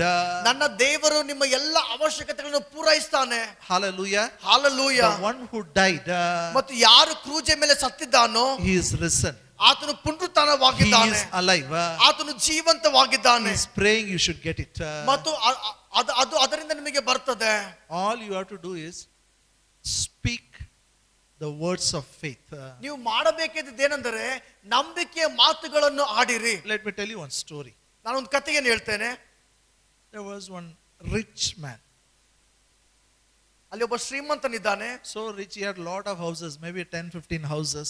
ಆತನು ಬಹಳ ಶ್ರೀಮಂತ. ಆತನಿಗೆ 10-15 ಮನೆಗಳಿದ್ವು. Lot of cars and so many shares, everything he had. ಆತನಿಗೆ ಎಷ್ಟೋ ಕಾರ್ಗಳಿದ್ವು, ಎಷ್ಟೋ ಆಸ್ತಿ ಇತ್ತು. He died. ಆತನು ಸಾಯ್ತಾನೆ. His son was a small boy. ಆತನು ಮಗನು ಚಿಕ್ಕವನಾಗಿರ್ತಾನೆ. He wrote a will and died. ಆತನು ಸಾಯುವಾಗ ಒಂದು ಆಸ್ತಿ ಪತ್ರ ಬರೆದು ಸಾಯ್ತಾನೆ. And while dying, he told that son, you go and meet the lawyer, will is there. ಮತ್ತು ಆ ಮಗನಿಗೆ ಹೇಳ್ತಾನೆ, ನೀನು ಹೋಗಿ ಲಾಯರ್ಗೆ ಭೇಟಿಯಾಗು, ಆಸ್ತಿ ಪತ್ರ ಇದೆ. That lawyer said, your daddy has not written anything for you. ಮತ್ತು ಆ ಲಾಯರ್ ಹೇಳ್ತಾನೆ, ನಿನ್ನ ತಂದೆ ನಿನಗಾಗಿ ಏನು ಬರ್ದಿಲ್ಲ. There is one hut in your village, you go there. ನಿಮ್ಮ ಹಳ್ಳಿಯಲ್ಲಿ ಒಂದು ಗುಡಿಸಲಿದೆ, ಅದು ಹೋಗಿ ತಗೋ. That he has written for you. ಅದು ನಿನಗಾಗಿ ಬರ್ದಿದ್ದಾನೆ. And one cycle is there, you can take and go. ಒಂದು ಸೈಕಲ್ ಇದೆ, ನೀನು ತೆಗೆದುಕೊಂಡು ಹೋಗು. So this boy went crying. ಮತ್ತು ಈತನು ಹುಡುಗನ ಅಳ್ತಾ ಹೋಗ್ತಾನೆ. That night that lawyer was so happy. ಮತ್ತು ಆ ರಾತ್ರಿ ಆ ಲಾಯರ್ ಬಹಳ ಸಂತೋಷವಾಗಿರ್ತಾನೆ. I robbed everything. ನಾನು ಎಲ್ಲವನ್ನು ಕಳ್ಳತನ ಮಾಡಿದೆ. Now it is in my hand. ಈಗ ಎಲ್ಲ ನನ್ನ ಕೈಯಲ್ಲಿದೆ. When he was rejoicing, ಆತನು ಸಂತೋಷ ಪಡ್ತಾ ಇರುವಾಗ somebody knocked the door. ಯಾರೋ ಬಾಗಿಲು ಬಾರಿಸ್ತಾರೆ. He went and opened. ಆತನು ಹೋಗಿ ತೆಗಿತಾನೆ. When he opened, he was shocked. ಆತನು ತೆಗೆದಾಗ ಆತನಿಗೆ ಆಶ್ಚರ್ಯ ಆಗ್ತದೆ. The man who died is standing. ಯಾರು ಸತ್ತಿದ್ದಾನೋ ಆತನೇ ನಿಂತಿದ್ದಾನೆ. Hey, you died. ನೀನು ಸತ್ತಿದೆಯಲ್ಲ. I came back. ಮತ್ತೆ ವಾಪಸ್ ಬಂದೆ. Why you came back? ಯಾಕೆ ವಾಪಸ್ ಬಂದೆ? You robbed what belongs to my son. ನನ್ನ ಮಗನಿಗೆ ಬೇಕಾಗಿರುವಂತದ್ದು ನೀನು ಕದ್ದುಕೊಂಡಿದ್ದೀಯ. I want to make sure you give back. ಮತ್ತು ನಾನು ಖಚಿತ ಮಾಡ್ತೇನೆ ಅದು ನೀನು ಅವನಿಗೆ ಕೊಡಬೇಕೆಂಬುದಾಗಿ. That is story. ಅದು ಕಥೆಯಾಗಿದೆ. The truth is, ಸತ್ಯ ಏನೆಂದರೆ the devil has robbed many things from us. ಸೈತಾನನು ಅನೇಕ ಸಂಗತಿಗಳನ್ನು ನಮ್ಮಿಂದ ಕದ್ದುಕೊಂಡು ಹೋಗಿದ್ದಾನೆ. The one who died for you and me, ನನಗಾಗಿ ನಿನಗಾಗಿ ಯಾರು ಸತ್ತಿದ್ದಾನೋ he rose again. ಮತ್ತೆ ತಿರುಗಿ He ಬದುಕಿದ್ದಾನೆ. is alive. ಆತನು ಜೀವಂತವಾಗಿದ್ದಾನೆ. He is the guarantee you will get every blessing what he has promised. ಮತ್ತು ಆತನು ವಾಗ್ದಾನ ಮಾಡಿರುವಂತ ಆಶೀರ್ವಾದಗಳನ್ನು ನೀವು ಹೊಂದಿಕೊಳ್ಳುವುದಕ್ಕಾಗಿ ಆತನೇ ಗ್ಯಾರಂಟಿ ಆಗಿದ್ದಾನೆ. Hallelujah. Hallelujah. Say, Jesus is my guarantee. ಯೇಸುವೇ ನನ್ನ ಗ್ಯಾರಂಟಿ ಆಗಿದ್ದಾನೆ. Loudly, loudly, loudly. ಗಟ್ಟಿಯಾಗಿ ಹೇಳ್ರಿ, ಯೇಸುವೇ ನನ್ನ ಗ್ಯಾರಂಟಿ ಆಗಿದ್ದಾನೆ. One more time. ಯೇಸುವೇ ನನ್ನ ಗ್ಯಾರಂಟಿ ಆಗಿದ್ದಾನೆ. People ask, hey, how you will get your job? You tell, Jesus is my guarantee. ಮತ್ತು ಜನರು ಕೇಳುವುದಾದ್ರೆ ಹೇಗೆ ನನಗೆ ಕೆಲಸ ಸಿಗ್ತದೆ? ಯೇಸುವೇ ನನ್ನ ಗ್ಯಾರಂಟಿ ಆಗಿದ್ದಾನೆ. How you will marry? Jesus is my guarantee. ಹೇಗೆ ಮದುವೆ ಆಗ್ತದೆ? ಯೇಸುವೇ ನನ್ನ ಗ್ಯಾರಂಟಿ ಆಗಿದ್ದಾನೆ. Every promise what he said you will get, and for that he is praying. ಮತ್ತು ಎಲ್ಲ ವಾಗ್ದಾನಗಳು ನಿಮ್ಮ ಜೀವಿತದಲ್ಲಿ ನಿಜಕರವಾಗುವುದಕ್ಕಾಗಿ ಆತನು ಪ್ರಾರ್ಥನೆ ಮಾಡ್ತಾ ಇದ್ದಾನೆ. Now listen to me what I'm saying. ನಾನು ಹೇಳಿದ್ರು ಧ್ಯಾನ ಬಿಟ್ಟು ಕೇಳ್ರಿ. Two things I learned from me personally. ಮತ್ತು ಎರಡು ಸಂಗತಿಗಳು ನಾನು ಆತನಿಂದ ಕಲಿತಿರುವಂತದ್ದು. Number one, ಮೊಟ್ಟ ಮೊದಲನೇದಾಗಿ I speak what he has promised. ಆತನು ಏನು ವಾಗ್ದಾನ ಮಾಡಿದ್ದಾನೋ ಅದನ್ನು ಮಾತಾಡ್ತೇನೆ. Faith speaks. ನಂಬಿಕೆ ಮಾತಾಡ್ತದೆ. Hallelujah. ಹಾಲೆಲೂಯಾ. Second, ಎರಡನೇದಾಗಿ now listen. Don't look here and there. ಆ ಕಡೆ ಈ ಕಡೆ ನೋಡ್ಬೇಡ್ರಿ. ಧ್ಯಾನ Very ಬಿಟ್ಟು ಕೇಳ್ರಿ. important. ಬಹಳ ಪ್ರಾಮುಖ್ಯ. I practice it.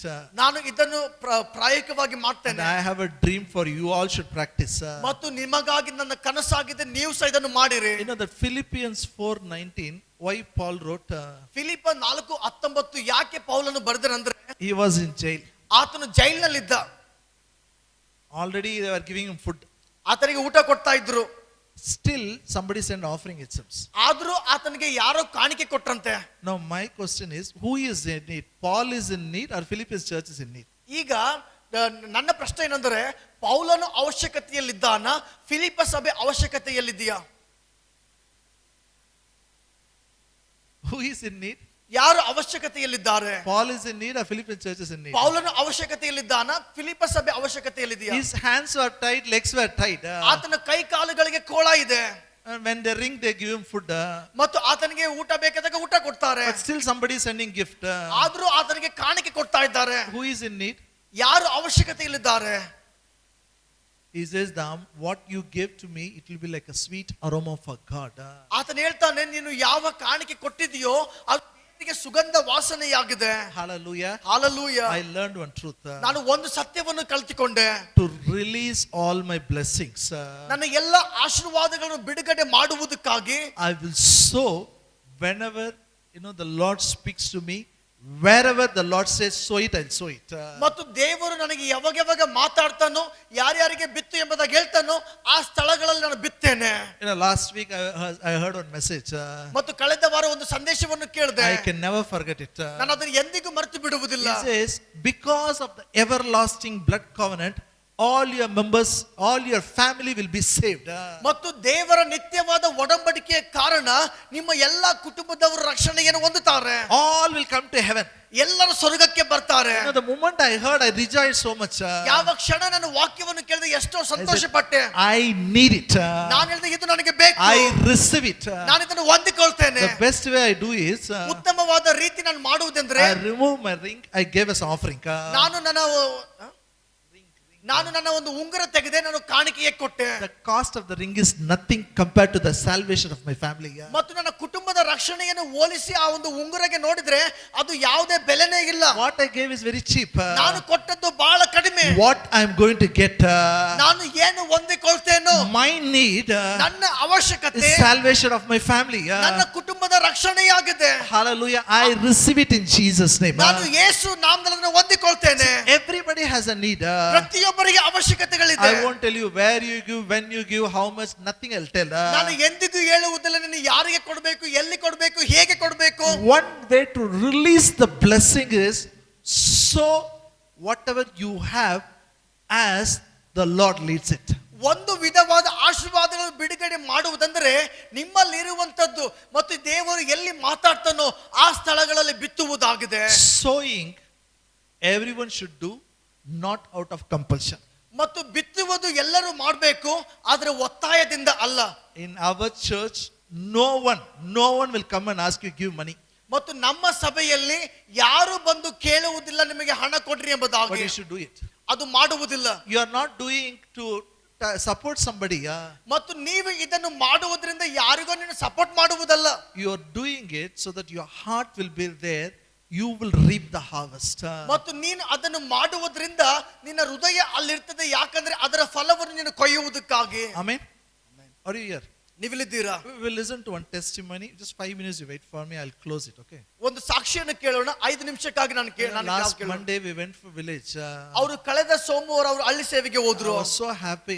After so many months, we are able to preach the gospel. ನನಗೆ ಬಹಳ ಸಂತೋಷವಾಯ್ತು. ಅನೇಕ ತಿಂಗಳುಗಳಾದ್ಮೇಲೆ ಅವರು ಸುವಾರ್ತೆ ಸಾರುವುದಕ್ಕೆ ಆಯ್ತು. 5 ನಿಮಿಷಕ್ಕಾಗಿ ಕೇಳೋಣ. ದೇವರ ನಾಮಕ್ಕೆ ಸ್ತೋತ್ರವಾಗಲಿ. ಪ್ರತಿ ಸೋಮವಾರ ನಾವು ಒಂದೊಂದು ಹಳ್ಳಿಗೆ ನಾವು ಸಭೆಯಾಗಿ ನಾವು ಹೋಗ್ತೇವೆ. ಕಳೆದ 2-3 ತಿಂಗಳು ನಾವು ಹೋಗೋಕ್ಕಾಗಲಿಲ್ಲ. ಆದರೆ ಈ ವಾರ ಹೋದದ್ದು ನಾವು ಅಫ್ಜಲ್ಪುರ ತಾಲೂಕು ಒಡ್ಡಳ್ಳಿಗೆ ನಾವು ಹೋದ್ವಿ.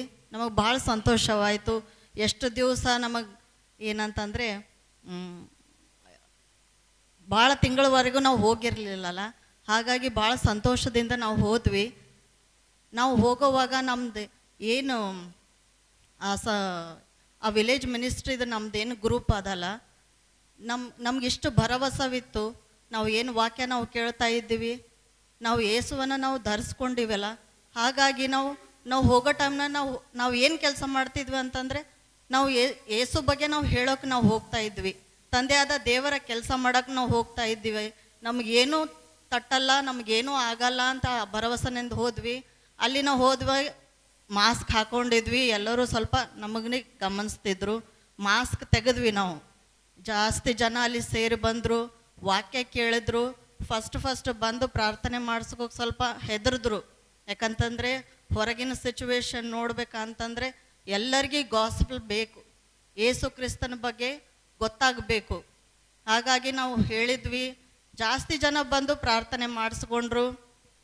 ಒಬ್ಬನ ಕಿವುಡ ಇದ್ದ, ಅವನ ಕಿವಿ ತೆರೆಯಲ್ಪಟ್ಟಿತ್ತು. ಆಮೇಲೆ ಯಾರ್ಯಾರು ಬೇನೆನಿಂದ ಬಂದರು ತಮ್ಮ ಮಕ್ಕಳಿಗೆ ಕರ್ಕೊಂಡು ಬರ್ತಿದ್ರು ಪ್ರಾರ್ಥನೆ ಮಾಡಿಸ್ಕೋ ಸಲುವಾಗಿ. ನಮಗೆ ಹೋಗೋಕ್ಕೂ ಬಿಟ್ಟಿಲ್ಲ. ನಾವು ಕ್ರೂಸರ್ ಸ್ಟಾರ್ಟ್ ಮಾಡಿದ್ರು ಕ್ರೂಸರ್ವರೆಗೆ ಬಂದು ಪ್ರಾರ್ಥನೆ ಮಾಡಿಸ್ಕೊಂಡ್ರು. ದೇವ್ರ ನಮಗೆ ಸ್ತೋತ್ರವಾಗಲಿ.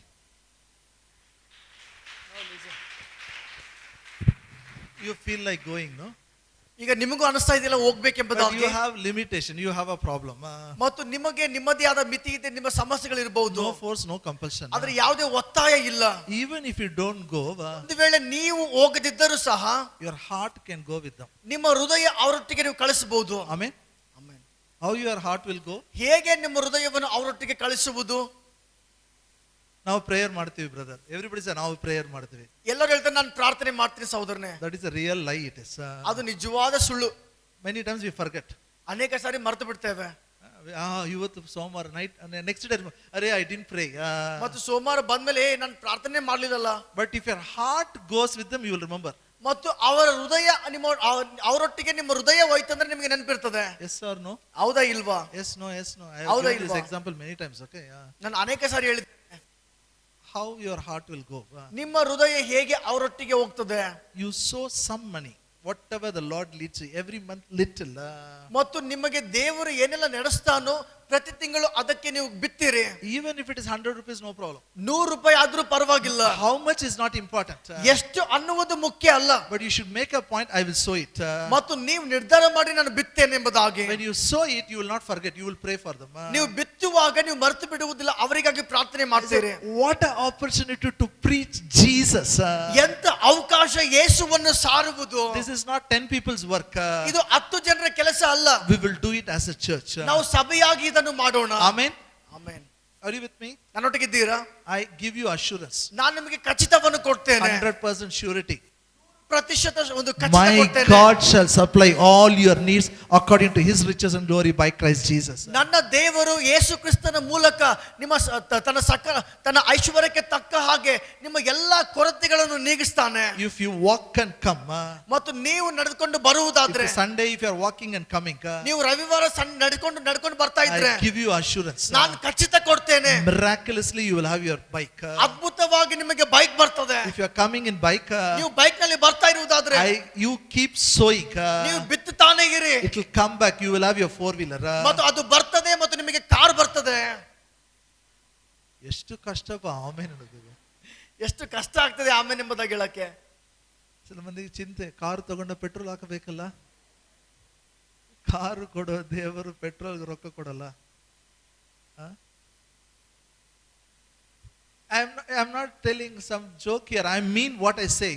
ನಾನು ಯಾವುದೋ ಒಂದು ಹಾಸ್ಯವನ್ನು ಹೇಳ್ತಾ ಇಲ್ಲ, ನಾನು ಹೇಳುವುದು ಅರ್ಥಗರ್ಭಿತವಾಗಿ ಹೇಳ್ತಾ ಇದ್ದೇನೆ. You may give 100 rupees, 200 rupees. It's going to come back. ನೀವು 100 ರೂಪಾಯಿ 200 ರೂಪಾಯಿ ಕೊಡಬಹುದು, ನಿಮಗೆ ಬರ್ತದೆ. And Bible says it. I believe it. No one will be poor among us. ಮತ್ತು ಬೈಬಲ್ ಹೇಳ್ತದೆ, ನಾನು ಅದನ್ನ ನಂಬ್ತೇನೆ, ನಮ್ಮಲ್ಲಿ ಯಾರು ಬಡವರು ಇರುವುದಿಲ್ಲ. Say no one will be poor among us. ನಮ್ಮಲ್ಲಿ ಯಾರು ಬಡವರು ಇರುವುದಿಲ್ಲ. Amen. I tell you, it's not only village ministry. Anytime, anywhere, any ministry you see it, if they are doing it, sow it as the Lord speaks to you. ಮತ್ತು ಇದು ಕೇವಲ ಹಳ್ಳಿ ಸೇವೆ ಅಲ್ಲ, ಯಾವುದೇ ಸ್ಥಳದಲ್ಲಾಗ್ಲಿ ಯಾವುದೇ ಸೇವೆ ಮಾಡುವುದಾದ್ರೆ ಮತ್ತು ದೇವರು ನಿಮಗೆ ನಡೆಸುವ ರೀತಿಯಲ್ಲಿ ಅಲ್ಲಿ ಹೋಗಿ ಬಿತ್ತಿರಿ. Anywhere. ಅದು ಯಾವ ಸ್ಥಳವಾಗಿರಲಿ. Ask me, I'll be the most happiest person if you give for anybody. ಒಂದು ವೇಳೆ ನೀವು ಯಾರಿಗಾದ್ರೂ ಕೊಡುವುದಾದ್ರೆ ನಾನು ಬಹಳ ಸಂತೋಷವುಳ್ಳಂತ ವ್ಯಕ್ತಿ ಆಗಿರ್ತೇನೆ. I sow it. ನಾನು ಸಹ ಬಿತ್ತೇನೆ. All your tithes. ನಿಮ್ಮ ಎಲ್ಲ ಒಂದು ದಶಾಂಶವನ್ನು minimum every month at least 40,000, 50,000 I send for others. ಪ್ರತಿ ತಿಂಗಳು ಕನಿಷ್ಠ ಪಕ್ಷ 40,000 ರಿಂದ 50,000 ಇನ್ನೊಂದು ಸೇವೆಗೆ ನಾವು ಬಿತ್ತೇವೆ. People ask me, brother, lockdown ಕಷ್ಟ ಆಯ್ತಾ? Lockdown ಕಷ್ಟ ಆಯ್ತಾ? I said, what is kashta? I don't understand what is kashta. Lockdown ಅಲ್ಲಿ ಕಷ್ಟ ಆಯ್ತಾ? ಕಷ್ಟ ಅಂದ್ರೆ ಏನಂತ ಗೊತ್ತಿಲ್ಲ. You know, because the seed is a guarantee it will come back. It will multiply and come back. ನಾವು ಬಿತ್ತುವಂತ ಬೀಜ ಅದು ಗ್ಯಾರಂಟಿ ಆಗಿದೆ, ಅದು ಗೂಣಿಸಲ್ಪಟ್ಟು ಹಿಂದೆ ಬರ್ತದೆ. And my guarantee is Jesus. ಮತ್ತು ನನ್ನ ಗ್ಯಾರಂಟಿ ಯೇಸು ಆಗಿದ್ದಾನೆ. Hallelujah. Hallelujah. I'll tell you, even if this church construction, whatever is you see with your eyes, ಈ ಸಭೆ ಕಟ್ಟಡ ಸಹ ಏನೆಲ್ಲ ಉಳಿದುಕೊಂಡಿದೆಯೋ, it is not magic. ಇದು ಯಾವುದೇ ಒಂದು ಮಾಯ It ಆಗುವುದಿಲ್ಲ. is not somebody from somewhere. ಮತ್ತು ಯಾರೋ ಬಿತ್ತುವುದಲ್ಲ. Somewhere people here they give money, that's why we are doing. ಮತ್ತು ಇಲ್ಲಿರುವಂತ ಜನರು ಬಿತ್ತಿರುವುದರಿಂದ ಮಾಡ್ತಾ ಇದೆ. Again I'm telling you, I will not come to your house. ಮತ್ತು ಮತ್ತೊಂದು ಸಾರಿ ಹೇಳ್ತೇನೆ, ನಿಮ್ಮ ಮನೆಗೆ ನಾನು ಬರುವುದಿಲ್ಲ. And no one will ask you. ಮತ್ತು ಯಾರು ನಿಮಗೆ ಕೇಳುವುದಿಲ್ಲ. You sow it. ನೀವು ಬಿತ್ತುವುದಾದರೆ All your needs will be met according to his riches and glory through Christ ನಿಮ್ಮ Jesus. ಎಲ್ಲ ಅವಶ್ಯಕತೆಗಳು ಪೂರೈಸಲ್ಪಡ್ತದೆ ಆತನ ಪ್ರಭಾವದ ಐಶ್ವರ್ಯಕ್ಕೆ ತಕ್ಕ ಹಾಗೆ. You will have houses, you will have. ನಿಮಗೆ ಮನೆಗಳು ಇರ್ತವೆ. The one way of releasing the blessing is ಆಶೀರ್ವಾದಗಳು ಬಿಡುಗಡೆ ಮಾಡುವ ವಿಧಾನಗಳಲ್ಲಿ ಒಂದು ವಿಧಾನ ಏನಂದರೆ, speak it. ಅದನ್ನು ಮಾತಾಡಿರಿ And sow it wherever the Lord leads you. ಮತ್ತು ದೇವರು ನಿಮಗೆ ಮಾರ್ಗದರ್ಶನ ಮಾಡುವ ಕಡೆ ನೀವು ಅದನ್ನು ಬಿತ್ತಿರಿ. What is a guarantee? ಆ ಗ್ಯಾರಂಟಿ ಏನಾಗಿದೆ? I will get back. ಮತ್ತು I will get back. What is a guarantee? ಮತ್ತು ನನಗೆ ಪುನಃ ಬರ್ತದೆ ಎಂಬುದಾಗಿ ಗ್ಯಾರಂಟಿ ಏನಾಗಿದೆ? What is a guarantee? Guarantee ಏನಾಗಿದೆ? ಜೋರಾಗಿ, what is a guarantee? Guarantee ಏನಾಗಿದೆ? We don't have any property. Our Lord Jesus himself is our guarantee. ನಮಗೆ ಯಾವುದೇ ಆಸ್ತಿ ಇಲ್ಲದಿದ್ದರೂ ಯೇಸುವೇ ಆಸ್ತಿ ಆಗಿದ್ದಾನೆ. Say, Jesus is my guarantee. ಯೇಸುವೇ ನನ್ನ ಗ್ಯಾರಂಟಿ ಆಗಿದ್ದಾನೆ. And I am telling you, ಹೇಳ್ತಾ ಇದ್ದೇನೆ, when you take part in the communion, ನೀವು ಕರ್ತನ ಮೇಜಿನಲ್ಲಿ ಭಾಗಿಯಾಗುವಾಗ keep this in mind. ಇದನ್ನ ನಿಮ್ಮ ಹೃದಯದಲ್ಲಿ ಇಟ್ಕೊಳ್ರಿ. All my needs will be met. ನನ್ನ ಎಲ್ಲ ಅವಶ್ಯಕತೆಗಳು ಪೂರೈಸಲ್ಪಟ್ಟಿವೆ.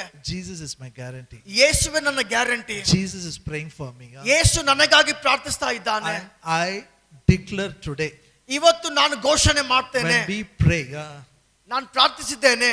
when we pray now, ನಾವೀಗ closing prayer, ಕೊನೆಯ ಪ್ರಾರ್ಥನೆ ಪ್ರಾರ್ಥಿಸುವಾಗ you will have your miracle. ನಿಮ್ಮ ಅದ್ಭುತ ನಿಮಗೆ ಇರ್ತದೆ. Now, ಈಗ, not tomorrow, ನಾಳೆ ಅಲ್ಲ, not after 1 year. 1 ವರ್ಷ ಆದ್ಮೇಲೆ ಅಲ್ಲ, Now is the time for miracle. ಅದ್ಭುತದ ಸಮಯ ಈಗಲೇ ಆಗಿದೆ. Always say, now is the time for miracle. ಈಗಲೇ ಅದ್ಭುತದ ಸಮಯ. Shall we all stand up? Shall we all stand up? ನಾವೆದ್ದಿಕೊಳ್ಳೋಣ. And what is the guarantee? ನೀವು ಕೇಳಬಹುದು ಗ್ಯಾರಂಟಿ ಏನು? Jesus is a guarantee. ಯೇಸುವೇ guarantee ಆಗಿದ್ದಾನೆ. My only concern is this. ನಾನು ಒಂದೇ ಒಂದು ಕಾಳಜಿ ಏನಂದರೆ, My only concern is, please don't talk anything negative. ನನ್ನ ಒಂದೇ ಒಂದು ಕಾಳಜಿ ಏನಂದರೆ, ದಯಮಾಡಿ ನಿಮ್ಮ ಬಾಯಿಂದ ನಕಾರಾತ್ಮಕವಾದ ಮಾತುಗಳು ಆಡಬೇಡ್ರಿ. That is enough. ಅದು ಸಾಕು. You don't talk is better. ನೀವು ಮಾತಾಡದೇ ಇದ್ರೆ ಉತ್ತಮ. Either you talk God's word, ದೇವರ ವಾಕ್ಯ ಮಾತಾಡ್ರಿ, pray in tongues, ಅನ್ಯ ಭಾಷೆಯಲ್ಲಿ ಪ್ರಾರ್ಥಿಸಿರಿ, speak faith. ನಂಬಿಕೆ ಮಾತುಗಳನ್ನ ಆಡ್ರಿ. Otherwise don't talk. ಇಲ್ಲ ಅಂದ್ರೆ ಬೇಡ. When a miracle problem is our tongue. ಅನೇಕ ಸಾರಿ ಅದ್ಭುತಗಳ ಒಂದು ತಡೆ ನಮ್ಮ ನಾಲಿಗೆ ಆಗಿರ್ತದೆ. Are you here? ನೀವಿದ್ದೀರಾ? Yes, no, yes, no. ಹೌದಾ ಇಲ್ವಾ? If somebody coughs, don't advise him, go to doctor now. ಯಾರಾದ್ರೂ ಕೆಮ್ಮುವುದಾದ್ರೆ ಹೋಗಿ ಸಲಹೆ ಕೊಡ್ಬೇಡ್ರಿ, ಡಾಕ್ಟರ್ ಹತ್ರ ಹೋಗ್ರಿ. ಫಸ್ಟ್ ಏನಾಯ್ತು, ನೀ ಬರಬೇಡ, ನನಗೆ ಭೇಟಿ ಆಗಬೇಡ, ನಾನು ನಿನಗೆ ಭೇಟಿ ಆಗಲ್ಲ. ನೀ ಭೇಟಿ ಆಗದೆ ಏನು ಆಗಲ್ಲಪ್ಪ ನಿನಗೆ. ಭೇಟಿ ಆದ್ರೆ ಏನಾಗಲ್ಲ. Some people are scared to shake hand, you know. They thought if they shake hand, virus will come. ಕೆಲವೊಬ್ಬರಿಗೆ ಕೈ ಪ್ರೇಸ್ ಹೊಡ್ಕೊಳಕ್ಕೆ ಭಯ ಪಡ್ತಾರೆ, ಯಾಕಂದ್ರೆ ಕೊಟ್ರೆ ವೈರಸ್ ಬರ್ತದಂತೆ. One man told me, vaccination ಬರೋವರೆಗೂ ಬ್ರದರ್ ಸ್ವಲ್ಪ ಕೇರ್ಫುಲ್ ಆಗಿರ್ಬೇಕು. ಒಬ್ರು ಹೇಳಿದ್ರು, ಆ ಔಷಧಿ ಬರೋ ತನಕ ಎಚ್ಚರವಾಗಿರಿ. 2000 years before I got my vaccination. 2000 ವರ್ಷಗಳಿಂದ ನಮಗೆ ಔಷಧಿ The ಸಿಕ್ಕಿದೆ. stripes of Jesus is my vaccination. ಯೇಸುವಿನ ಬಾಸುಂಡೆಗಳಿಂದ ನಮಗೆ ಗುಣವಾಗಿದೆ. ಏನಂದ್ರೆ ವ್ಯಾಕ್ಸಿನೇಷನ್ ಔಷಧಿ. hello ವ್ಯಾಕ್ಸಿನೇಷನ್ ಅರ್ಥ ಆಗ್ತದಾ? ರೋಗ ಬರದಂತೆ ತಡೆಯುವ ಔಷಧಿ. when the child is in, doctor will tell 3 ತಿಂಗಳು ಬರಬೇಕು ನೋಡು, 6 ತಿಂಗಳು ಬರಬೇಕು, prompt we go. yes or no? ಮಗು ಹುಟ್ಟಿದಾಗ 3 ತಿಂಗಳಾದ್ಮೇಲೆ ಔಷಧಿ ಚುಚ್ಚುತ್ತಾರೆ, 6 ತಿಂಗಳಾದ್ಮೇಲೆ they give one card, you know. Nowadays I think only one injection they settle. In those days they'll give one card, 2 years continuously you should come. ಅವರೊಂದು card ಕೊಡ್ತಾರೆ, 2 ವರ್ಷ ಸತತವಾಗಿ ಬರಬೇಕು. I did for my daughter, ನನ್ನ ಮಗಳಿಗಾಗಿ ನಾನು ಮಾಡಿದೆ. but my son I couldn't do. ನನ್ನ ಮಗನಿಗೆ ಮಾಡ್ಲೇ ಇಲ್ಲ. whenever I want to go, I will not have money. ನನಗೆ ಯಾವಾಗ ಅದು ಬರ್ತಾ ಇತ್ತು, ನನ್ನ ಹತ್ರ ಹಣ ಇರ್ತಿರ್ಲಿಲ್ಲ. whenever I have money, I will not have time. ಮತ್ತು ನನಗೆ ಯಾವಾಗ ಹಣ ಇರ್ತಿತ್ತು, ಸಮಯ ಇರ್ತಾ ಇರ್ಲಿಲ್ಲ. but no worry. ಆದ್ರೆ ಚಿಂತೆ ಇಲ್ಲ. tell you never, no worry. ಪಕ್ಕದವರ ಚಿಂತೆ ಇಲ್ಲ. Stripes of Jesus is our vaccination. ಯೇಸುವಿನ ಬಾಸುಂಡೆಗಳೇ ನಮ್ಮ ಔಷಧಿಯಾಗಿದೆ. no sickness can touch your body. ಯಾವುದೇ ರೋಗ ನಿಮ್ಮ ದೇಹವನ್ನು the one who ಮುಟ್ಟುವುದಿಲ್ಲ. called you is faithful. ನಿಮ್ಮನ್ನು ಕರೆದಾತನು ನಂಬಿಗಸ್ತನು. shall we lift up our hands? ನಮ್ಮ ಕೈಗಳನ್ನು ಮೇಲೆತ್ತೋಣ. I don't know, I sense such a strong anointing. You will receive your miracle today. ಗೊತ್ತಿಲ್ಲ, ನನ್ನ ಮೇಲೆ ದೊಡ್ಡ ಒಂದು ಬಹಳ ಒಂದು ಅತಿಯಾದ ಅಭಿಷೇಕ ಇದೆ ಮತ್ತು ನಾನು ನಂಬ್ತಾ ಇದ್ದೇನೆ, ಈಗಲೇ ನಿಮ್ಮ ಅದ್ಭುತವನ್ನು ಹೊಂದುತ್ತೀರಿ.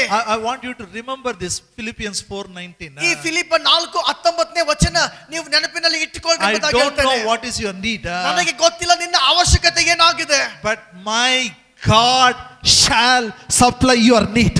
ಆದ್ರೆ ನನ್ನ ದೇವರು ತನ್ನ ಪ್ರಭಾವದ ಐಶ್ವರ್ಯಕ್ಕೆ ತಕ್ಕ ಹಾಗೆ ನಿಮ್ಮ ಎಲ್ಲ ಕೊರತೆಗಳನ್ನು ನೀಗಿಸುವನು. now is the time for miracle. ಈಗಲೇ ಅದ್ಭುತದ ಸಮಯವಾಗಿದೆ. by faith receive it. ನಂಬಿಕೆಯಿಂದ ಹೊಂದಿಕೊಳ್ಳಿರಿ. receive it by faith. ನಂಬಿಕೆಯಿಂದ ಹೊಂದಿಕೊಳ್ಳಿರಿ. ಸ್ತೋತ್ರ ಕರ್ತನೆ. ತಂದೆಯಾದ ದೇವರೇ, ಯೇಸುವಿನ ನಾಮದಲ್ಲಿ ನಾವೆಲ್ಲರೂ ಸಭೆಯಾಗಿ ನಿನ್ನ ಕೃಪಾ ಸಿಂಹಾಸನ ಮುಂದೆ ನಾವು ಬಂದಿದ್ದೇವೆ ಸ್ವಾಮಿ. ಓ ನಿನಗೆ ಸ್ತೋತ್ರ, ನಿನ್ನ ವಾಕ್ಯಗಳಿಗಾಗಿ ಸ್ತೋತ್ರ. ನಮ್ಮ ಪ್ರಾಣ ಆತ್ಮ ಶರೀರವನ್ನು ನೀನು ಕಾಪಾಡ್ತಾ ಇದೆಯಾ, ಅದಕ್ಕಾಗಿ ಸ್ತೋತ್ರ ಸ್ವಾಮಿ. ಓ ನಿನಗೆ ಸ್ತೋತ್ರ, ನಮ್ಮ ಪ್ರಾಣವನ್ನು ದೇಹವನ್ನು ನೀನು ಕಾಪಾಡುವ ಕಾರಣ ಯಾವುದೇ ರೋಗ ನಮ್ಮ ಬಳಿಗೆ ಬರುವುದಿಲ್ಲ ಸ್ವಾಮಿ. ಓ ನಿನಗೆ ಸ್ತೋತ್ರ, ಯಾವುದೇ ವೈರಸ್ಗಳು ನಮಗೆ ತಟ್ಟುವುದಿಲ್ಲ ಸ್ವಾಮಿ. ಯೇಸುವಿನ ನಾಮ ನಾವು ಘೋಷಣೆ ಮಾಡ್ತೇವೆ, ಯೇಸುವಿನ ಬಾಸುಂಡೆಗಳಿಂದ ನಾವು ಗುಣವಾಗಿದ್ದೇವೆ ಸ್ವಾಮಿ. ಓ ನಿನಗೆ ಸ್ತೋತ್ರ, ನಿನ್ನ ವಾಕ್ಯಗಳ ಸ್ವಾಮಿ.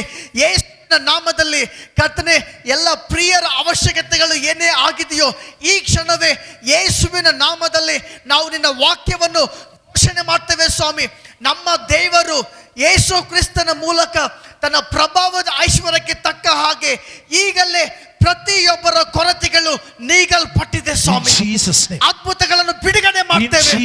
ಆರ್ಥಿಕ ಅದ್ಭುತಗಳು ಬಿಡುಗಡೆ ಮಾಡ್ತೇವೆ ಯೇಸುವಿನ ನಾಮದಲ್ಲಿ. ನಾಮದಲ್ಲಿ In ಹಣಕಾಸಿನ ಬಿಡುಗಡೆ ಘೋಷಣೆ ಮಾಡ್ತೇವೆ Jesus' ಸ್ವಾಮಿ. name, ಯೇಸು ನಾಮದಲ್ಲಿ ಆರೋಗ್ಯ ಘೋಷಣೆ In ಮಾಡ್ತೇವೆ Jesus' ಸ್ವಾಮಿ. name, ಯೇಸು ನಾಮದಲ್ಲಿ ರಕ್ಷಣೆಯನ್ನು ಬಿಡುಗಡೆ In ಮಾಡ್ತೇವೆ Jesus' ಸ್ವಾಮಿ. name, ಯೇಸು ನಾಮದಲ್ಲಿ ಸಮಾಧಾನವನ್ನು ಬಿಡುಗಡೆ In ಮಾಡ್ತೇವೆ. Jesus' name, ಅಪ್ಪ, ಆತ್ಮ ಪ್ರಾಣ ಶರೀರದ ಎಲ್ಲ ಕೊರತೆಗಳು ಈಗಲೇ ಯೇಸು ನಾಮದಲ್ಲಿ ಬಿಡುಗಡೆ ಮಾಡ್ತೇವೆ ಸ್ವಾಮಿ. Amen.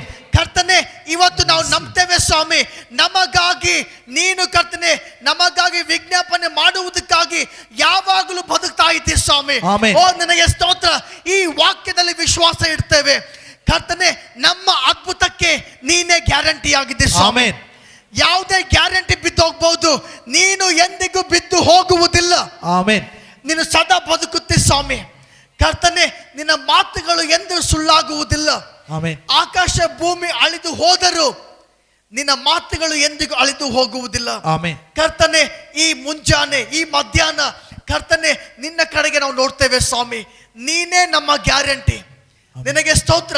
ಯೇಸುವಿನ ನಾಮದಲ್ಲಿ ಎಲ್ಲ ಭಾಗಗಳಲ್ಲಿ ಅದ್ಭುತಗಳನ್ನು ಬಿಡುಗಡೆ ಮಾಡ್ತೇವೆ. Amen. ಎಲ್ಲ ಭಾಗದಲ್ಲಿ ಕರ್ತನೆ ನಿನಗೆ ಸ್ತೋತ್ರ. ಅದನ್ನು ಯೇಸುವಿನ ನಾಮದಲ್ಲಿ ನಾವು ಹೊಂದಿಕೊಂಡಿದ್ದೇವೆ ಸ್ವಾಮಿ. ಎಲ್ಲವನ್ನು ಯೇಸುವಿನ ನಾಮದಲ್ಲಿ ನಾವು ಬೇಡಿ ಹೊಂದಿದ್ದೇವೆ ತಂದೆ. Amen. Amen. Amen. Shall we just clap our hand and thank God for